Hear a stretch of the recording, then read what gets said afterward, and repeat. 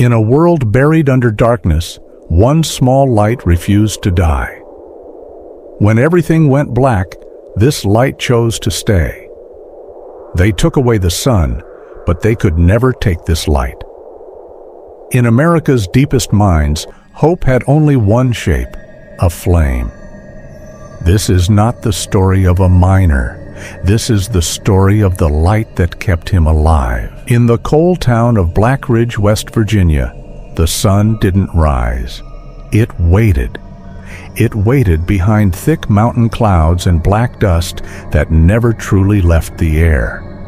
And every morning before daylight, Elias Carter walked the same dirt road toward the mine, carrying one thing in his hand. Not food, not water. A brass miner's lamp. That lamp was older than he was. It had dents from cave-ins, scratches from flying rock, and soot burned so deep into the metal that it would never shine again. But Elias didn't care, because that lamp once belonged to his father, and before that, his grandfather. 3 generations, one light.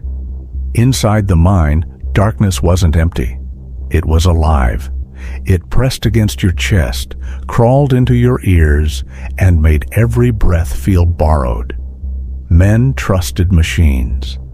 Elias trusted his lamp, because when machines failed, the lamp never did. Every day when he struck the flame, he whispered the same words his father once taught him. "Bring me home." When Elias was 9 years old, his father, Henry Carter, kissed him on the forehead and walked into mine shaft 12. That night, there was an explosion. Fire tore through the tunnels. Rock collapsed. Men screamed. Only 2 miners came out alive. Henry wasn't one of them. Weeks later, rescue teams found his body. And beside him, his lamp was still burning, not flickering, not fading, burning. The foreman gave the lamp to Elias and said, "Your father didn't run. He lit the way for others." From that day on, Elias knew one thing. The lamp didn't just show light, it showed courage. Now Elias was a man, scarred, tired, and buried under coal dust. But every morning when he lit the lamp, it felt like his father was walking beside him. Young miners laughed at it. "Why don't you use a headlamp?" "Old junk like that will get you killed." Elias never answered, because he knew something they didn't. Tools don't just help you work. They carry the souls of the men who used them before you. One night, deep underground, the walls began to groan. Timbers cracked. Dust filled the air. Then, boom! The tunnel collapsed behind them. 5 men were trapped in total darkness. Headlamps shattered. Phones lost signal. Panic spread faster than the dust. Men screamed. But Elias reached into his jacket and lit the lamp. A warm golden light filled the cave. It didn't erase the darkness. It fought it. The men followed Elias, step by step, as he led them through falling rock and tight passages. At one point, the roof collapsed inches from his head. But the lamp never went out. Finally, after hours, they reached a ventilation shaft. Rescue teams pulled them out, alive. The youngest miner grabbed Elias's shoulder and said, "That lamp, it saved us."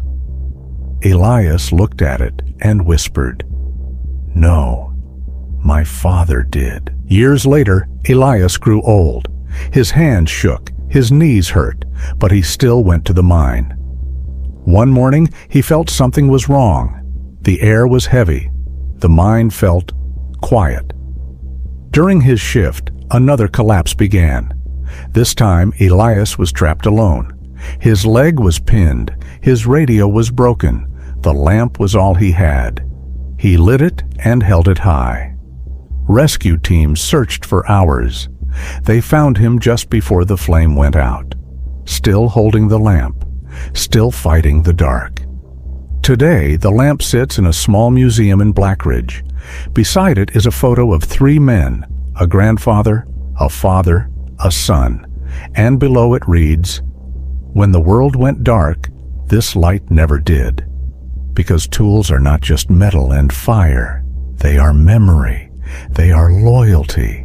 They are the bridge between generations. And as long as one man holds a tool with respect, no legacy ever truly dies. Long after the miner is gone, the light he trusted still knows the way home. When everything went dark, the bond between man and tool still burned bright. If this story touched you, subscribe to Man and His Tool, where every tool carries a soul.